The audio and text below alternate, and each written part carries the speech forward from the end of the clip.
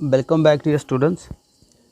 तो dear student, आज जो मेरा एक टॉपिक है बायोलॉजी से रिलेटेड है और ये म्यूटेशन वाला जो टॉपिक है उसके अंडर आता है और काफ़ी फेमस एक एक्सपेरिमेंट आपको मैं करवाने जा रहा हूँ जो कि रिलेशन है with the Beadle and Tatum.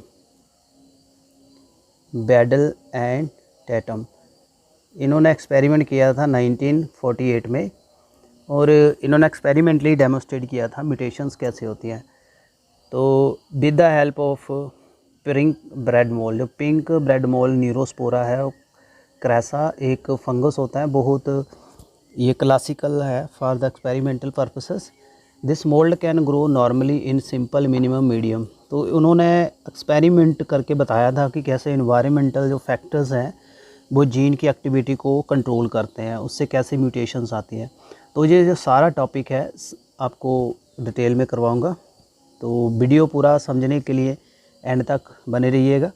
और वीडियो अगर अच्छा लगे तो please hit like and comment in the comment session और ज़्यादा से ज़्यादा शेयर करिएगा। चलिए हम शुरू करते हैं।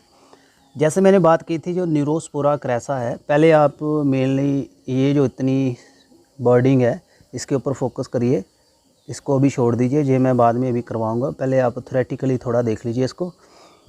तो ये जो है मिनिमम नॉर्मल मीडियम में ग्रो कर जाता है, जैसे साल्ट, शुगर है, और preparing all other material such as amino acid, purine, pyrimidine. Normal में ये सारी चीज़ें बना लेता है बाय एंजाइम कैटालाइज रिएक्शन। इनमें एंजाइम रिएक्शंस होती हैं and they expose to mould to x-ray. उसने क्या किया था, एक्सरे जो रेडिएशंस हैं, काफ़ी हार्मफुल रेडिएशंस होती हैं, डीएनए को डैमेज करती है। उसमें उसने जो मोल्ड है उसको, उसकी जो कल्चर प्लेट उसके सामने रख दी थी, which known to cause heritable gene mutation.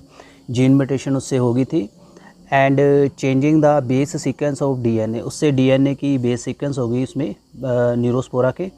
They found that the mutant were unable to grow in minimal medium. उसने देखा फिर जो म्यूटेंट बने आफ्टर एक्सपोजर टू एक्सरे, तो वो मिनिमम जो नॉर्मल मीडियम उससे ग्रो नहीं कर पा रहे थे। They have lost their ability to synthesize some of the essential organic compound. उसकी कैपेबिलिटी ख़त्म हो गई थी अपने नॉर्मल जो एसेंशियल कंपाउंड बनाने की, जैसे अमीनो एसिड्स हैं, क्योंकि इसमें जीन म्यूटेशंस हो गई थी जो कि वो प्रोटीन बना रहे थे। Such mutant can flourish if the compound which is no synthesise added to medium. फिर वो जो म्यूटेंट अभी बने हैं, जो एक्सरे से पहले थे, वो तो क्या कर रहे थे स्टूडेंट, नॉर्मल मीडियम में ग्रो कर रहे थे, बट जब एक्सरे का एक्सपोजर हुआ और म्यूटेट हो गए तो वो नॉर्मल मीडियम में ग्रो नहीं कर पा रहे थे, बट वो फ्लोरिश कब कर रहे थे, जब उसको वो एसेंशियल एलिमेंट सप्लीमेंट के तौर पे दिए गए। So a lethal mutation can be preserve under special condition. तो इसमें उनकी डेथ भी हो जाती है जो म्यूटेंट हैं, अगर उनको वो मीडियम ना दें। तो mutant form an organism which have lost the ability of producing certain essential compound are known as nutritional mutant। और उनमें जो चेंजेस आ गई हैं ड्यू टू म्यूटेशंस, तो उनको हम क्या कहते हैं, न्यूट्रिशनल म्यूटेंट और ऑक्सोट्रोप। बहुत इंपॉर्टेंट टर्म है स्टूडेंट, ऑक्सोट्रोप्स। क्या होता है समझ आ गया होगा आपको। जो एक्सरे से म्यूटेशंस हो गई हैं उनमें और वो मिनिमम मीडियम में ग्रो नहीं कर पा रहे, एंड देन म्यूटेंट उसको कहते हैं न्यूट्रिशनल म्यूटेशंस, जो म्यूटेशंस में आई है। So the regional wild form of the organism capable of synthesising all the essential compound of their metabolism, उसको कहते हैं प्रोटोट्रॉप। जो नॉर्मल है, जिसको एक्सरे से एक्सपोज नहीं किया गया और साल्ट, शुगर, रॉ मटेरियल से वो एसेंशियल चीज़ें बना रहे हैं नॉर्मली, तो उनको क्या कहेंगे, प्रोटोट्रॉप्स। सो ये दो टर्म्स बहुत इंपॉर्टेंट है। ऑक्सोट्रॉप्स आफ्टर म्यूटेशन बनेंगे, प्रोटोट्रॉप जो नॉर्मल वाइल्ड टाइप है। So different mutant needed the amino acid ornithine और सिट्रोलिन और आर्जिनिन फॉर देयर ग्रोथ। तो उनको ये बाहर से देने पड़ेंगे, या तो ऑर्निथिन या सिट्रोलिन या arginine. It is well known that cell that sequentially change ornithine to citrulline and later to arginine using specific enzyme for conversion. तो इसमें था भी ऑर्निथिन दिया, ठीक है ना, उससे वो सिट्रोलिन बना रहा है और आर्जिनिन बन रहा है। तो जो म्यूटेंट है उनमें वो एंजाइम नहीं है। क्यों नहीं है, because Beadle and Tatum held that the mutant needed ornithine for growth, lack an ornithine producing enzyme. क्योंकि उनको क्या था, वो जो म्यूटेंट है उनमें वो एंजाइम नहीं बन रहा था, उनमें जीन म्यूटेट हो गए और ऑर्निथाइन जो अमीनो एसिड बनाने वाला जो एंजाइम था उसके इनबिल्ट था जीरोस्पोरा में, वो म्यूटेट हो बना ही नहीं है। तो इस वजह से अपने आप नहीं बना पा रहा था due to mutation in the gene that coded for this enzyme. Similarly, a mutation in the another gene cause a lack of enzyme which catalyze the change of ornithine to citrulline। एक और enzyme की बात कर रहा था जो ornithine से क्या दे रहा है, सिट्रोलिन। ना तो एंजाइम था जो कि ऑर्निथाइन बनाए, ना तो एंजाइम था जो ऑर्निथाइन से सिट्रोलिन बनाए। ये कैसे हुआ, एक्सरे के एक्सपोजर थे। So this mutant would need citrulline for growth, तो इनको आप बाहर से सिट्रोलिन देना पड़ेगा। A gene mutation which result in lack of enzyme needed for specific reaction, उसको कहते हैं बायोकेमिकल म्यूटेशंस। सो इन म्यूटेशंस को हम क्या कह देते हैं, बायोकेमिकल म्यूटेशंस। आई होप आपको ये समझ आ गया होगा।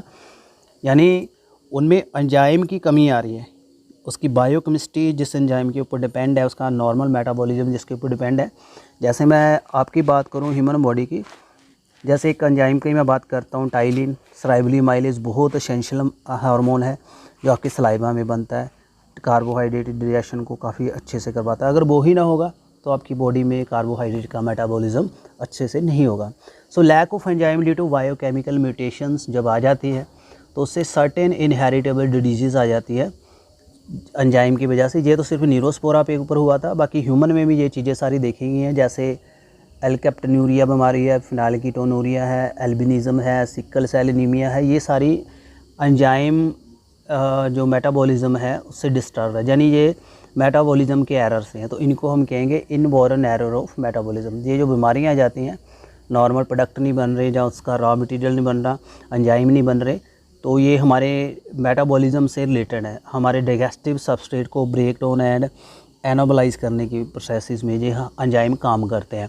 सो इसलिए इन म्यूटेशन से जो बीमारियाँ आती हैं उसको कहते हैं inborn errors of metabolism. By British physician एक्वाल्ड गैरड, उसने कहा था, who found the relationship between gene and enzyme. तो जीन एंड एंजाइम का रिलेशनशिप उसने फाइंड करके बताया था। तो आई होप ये आपको सारा समझ आ गया होगा। और मेंडेलियन प्रिंसिपल्स भी इसके साथ कोरिलेट हो जाते हैं, enzymatic role of gene. So Mendelian principles जो मैंने आपको मेंडल्स के लाभ बताए हैं, और basis of enzyme controlling role of the gene, gene का रोल है एंजाइम प्रोड्यूस करवाना, and dominate gene code for synthesis of the active enzyme and recessive for the inactive. यानी डोमिनेट में जो एंजाइम बनेगा वो एक्टिव एंजाइम होगा, वो सिंथेसिस करेगा, नॉर्मल एक्टिविटी करवाएगा। और जो आपका रिसेसिव जीन है according to the Mendel, dwarf character वाला जीन है या कुछ और जीन है, वो आपको इनएक्टिव देगा, ठीक है। So this enable the dominate gene to produce their phenotype even in presence of their recessive allele. तो अगर डोमिनेट है, रिसेसिव से इफेक्ट नहीं पड़ेगा क्योंकि डोमिनेट अपना एंजाइम दे रहा है। दैट इज़ हाइट्रोजाइगस कंडीशन में हो जाता है ये। इन homozygous recessive person both gene direct synthesis inactive, जो नॉर्मल आपकी रिसेसिव आएगी जैसे स्मॉल टी है, इसमें एंजाइम इनएक्टिव ही बनेगा, कैपिटल वाला है नहीं, तो इसमें वो एक्टिविटी नहीं आएगी और अबनॉर्मलिटी आ जाएगी। सो ये जो एक्सपेरिमेंट था ये सारा मैंने आपको समझा दिया। अभी आप यहाँ देख लीजिए, ये डायग्राम मैंने स्कैन किया है बुक से, and it will help you for the better understanding. तो चलिए क्या है इसमें डिटेल में आपको बताते हैं। देखिए यहाँ म्यूटेंट बने हैं ए टाइप, टाइप 1, टाइप 2, टाइप 3। तो जो लास्ट में है डैट इज़ वाइल्ड टाइप, ठीक है। सो यहाँ देखिए जो एक्सरे से एक्सपोजर से म्यूटेंट 1 बना, 2 बना, 3 बना, ये नॉर्मल है, ठीक है, इसको एक्सरे एक्सपोजर नहीं हुआ और ये मिनिमल मीडियम में ग्रो कर रहा है, ठीक है। ऑर्निथाइन भी आ रहा है, सिट्रोलिन भी आ रहा है, आर्जिनिन भी आ रहा है। तो इसमें देखिए जीन 1 में जीन ए डिफेक्टिव हो गया, 2 में जीन बी डिफेक्टिव हो गया, इसमें gene 3 C A B C given to type 1, 2 and 3। तो इसमें क्या हुआ, इसमें इसका मेटाबॉलिज्म डिस्टर्ब हो जाएगा। कैसे हो जाएगा देखिए, इसके रिजल्ट्स क्या आ रहे हैं। प्रिकर्सर एंजाइम जो है प्रिकर्सर से ऑर्निथिन दे देता है, बी एंजाइम जो है ऑर्निथिन से सिट्रोलिन दे देता है, सी एंजाइम सिट्रोलिन से आर्जिनिन दे रहा है। तो यहाँ अगर एक एंजाइम रुक जाएगा तो उसकी अगली प्रोसेस चलेगी नहीं। सो वेडल एट ऑटम एक्सपेरिमेंट हमें क्या शो कर देता है, ये सारा पढ़ लीजिए। जहाँ से क्या बताता है, न्यूरोस्पोरा क्रैसा के ऊपर एक्सपेरिमेंट है, पिंक ब्रेड मोल्ड कहते हैं। इसमें टाइप 1 म्यूटेंट की बात कर रहा है, इसमें डिफेक्टिव जीन ए है। और उसमें एंजाइम क्या नहीं होगा, ए एंजाइम नहीं होगा, और हैंस नीडर ऑर्निथाइन और citrulline for arginine for growth. तो इसमें ए के लिए आपको ऑर्निथिन सिट्रुलिन चाहिए होगा, क्योंकि नॉर्मली नहीं है। 2 जो है म्यूटेंट, इसमें बी एंजाइम नहीं है, तो हैंस नीडर सिट्रुलिन और आर्जिनिन फॉर ग्रोथ, इसमें भी यही चाहिए। 3 में सी नहीं है, तो इसमें हैंस आर्जिनिन फॉर ग्रोथ, तो ये चाहिए। So wild type grow in minimum medium and does not need any additional nutrition material for growth. So जो वाइल्ड है उसमें कोई बाहर से कुछ नहीं चाहिए, क्योंकि ये अपने अंदर ही सारा कुछ बना रहा है, ठीक है। इसमें सारे एंजाइम हैं जो कन्वर्ट कर देते हैं, इसको नॉर्मली ग्रो कर जाते हैं। तो बट वाइल्ड में क्या हो रहा है, इसको ये सारी चीज़ें प्रोवाइड करवानी पड़ेगी। आई होप आपको ये मेरा सारा समझ हो गया होगा। और वीडियो कैसा लगा मुझे काइंडली कमेंट करके ज़रूर बताइएगा, और ऐसे ही वंडरफुल वीडियो के लिए चैनल के साथ ज़रूर बने रहिएगा। Thank you very much and good luck for your exam.